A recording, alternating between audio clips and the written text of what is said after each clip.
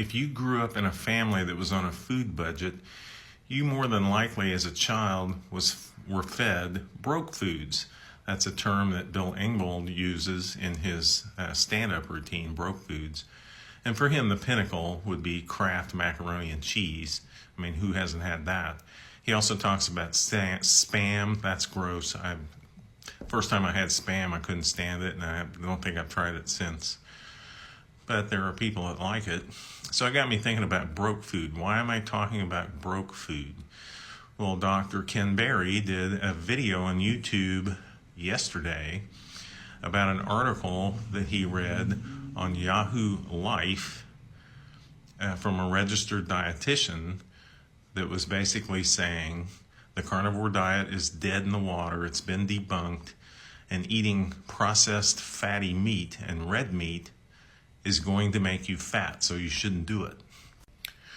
And then the responses both on Twitter and YouTube from carnivore diet aficionados was kind of amusing. People showing pictures of themselves before and after they started eating carnivore, or they've lost tons of weight.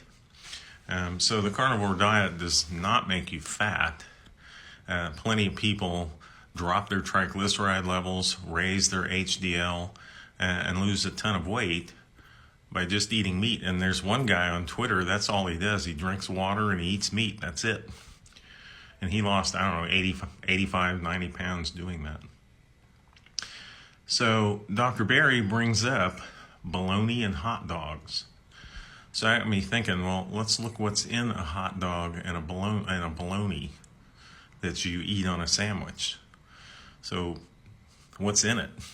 I mean, you kind of always hear hot dogs have hooves and snouts and all kinds of weird stuff in them. Same with bologna. But the history of bologna and hot dogs is pretty interesting, actually. So it looks the way it does. It's ground meat. It's a meat paste, so it has to be made based on FDA requirements into something that you cannot look at and recognize. So if you go to the deli, which I did earlier today, and you get ham, it looks like ham. If you get roast beef, it looks like roast beef. Turkey looks like turkey. Bologna, you're not supposed to be able to recognize what's in it. Same with a hot dog. Well, what they do is they take what would typically be thrown away during the butchering process, such as organs and meat that is still on the bone, and they put it through a high pressure system. There's like a way they do that, and they make a paste, and that is how they make hot dogs and bologna. So both of those products are full of organ meats and other meats that are nutrient dense. You know, they're high fat and they've got protein. Hot dogs have more carbohydrates than bologna. A slice of bologna has like 1 gram of carbohydrates. So if you're on a low carb diet, you can eat a fair amount of bologna without going over your 20 grams per day. And bologna can be filling, right? So bologna originated in Italy in a town called Bologna. And why it was changed to bologna in the United States, nobody really knows. It's kind of a mystery, but it started about in the 1920s. But of course, if you've watched the Oscar Mayer Wiener commercial, you know how to spell bologna, and it's not O-N-E-Y. It's B-O-L-O-G-N-A, right? And since it's July 4th today, I'm guessing a lot of you are going to have hot dogs on the grill and probably feel like you're eating things that are bad for you. Well, you're really not. You're eating organ meat.